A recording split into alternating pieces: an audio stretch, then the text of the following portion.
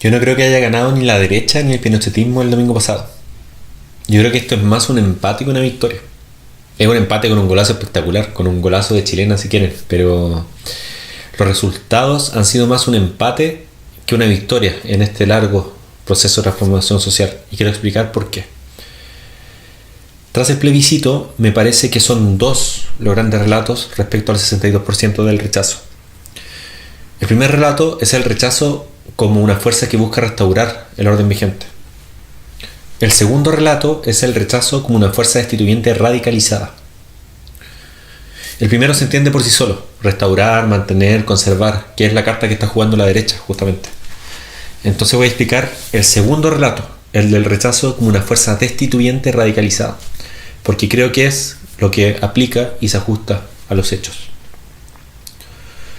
Para explicar mi punto, tengo que comenzar diciendo de que todo proceso de transformación social tiene una potencia, una energía o una fuerza que desarma lo viejo. Pero también tiene una potencia, una energía, una fuerza que arma lo nuevo. La primera es una potencia destituyente. La segunda es una potencia instituyente. Mi tesis es que la potencia destituyente, que con mayor nitidez hemos visto desde el 2019 hasta ahora, es muchísimo más grande que la potencia instituyente.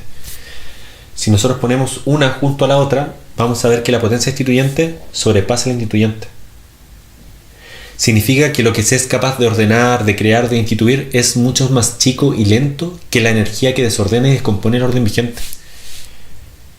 Los protagonistas de la potencia destituyente son las y los desencantados. Entonces en la práctica esto significa que lo que se es capaz de encantar es mucho más pequeño que el agudo desencanto.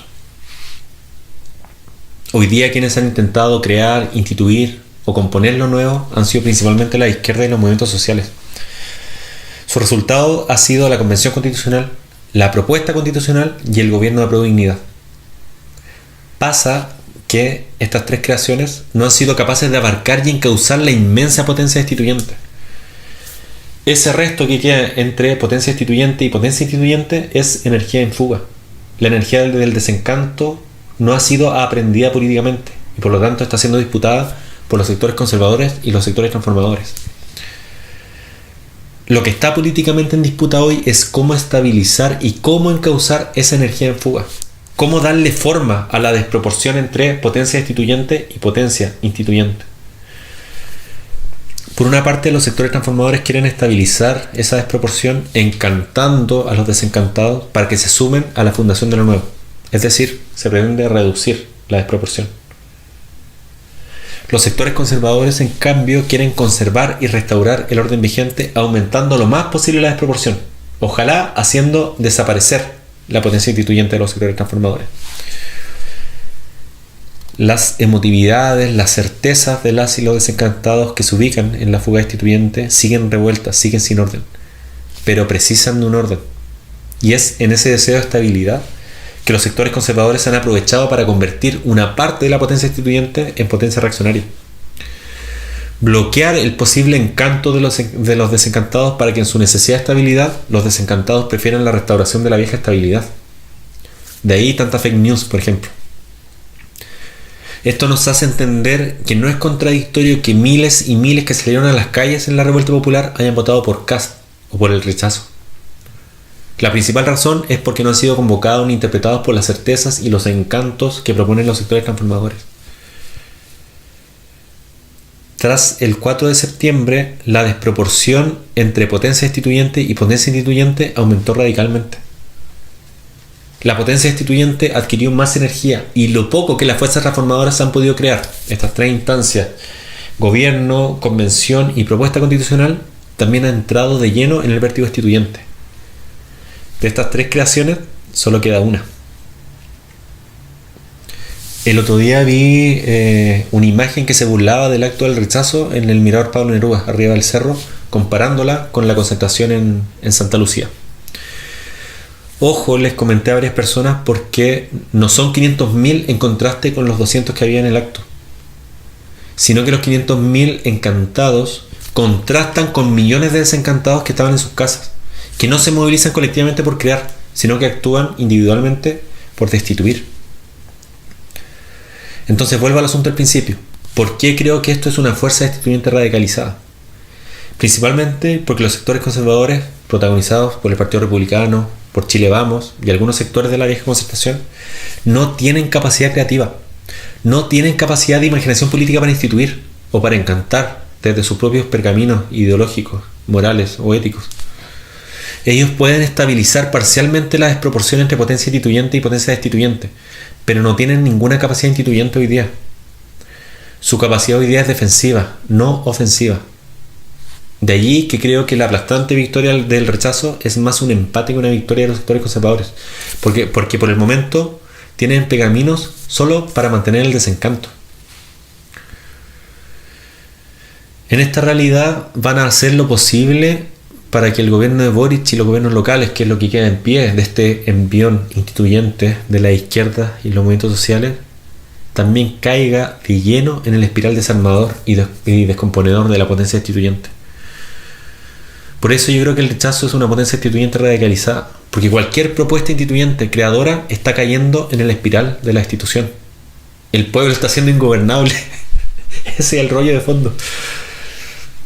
Si pensamos en los últimos años, las últimas elecciones han sido de destitución.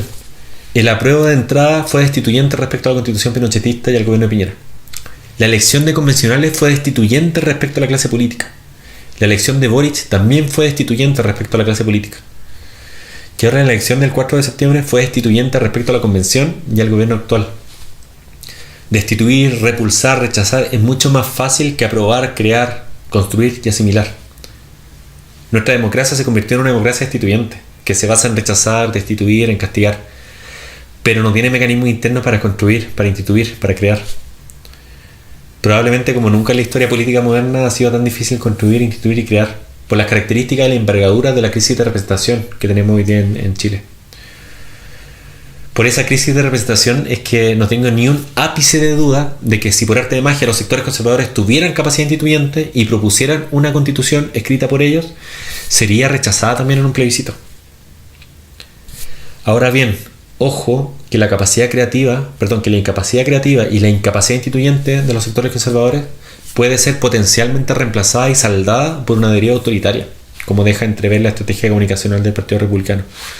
Así que ojo y atención con eso, que no es menor. Como diría Álvaro García Linera, nos encontramos en un empate catastrófico.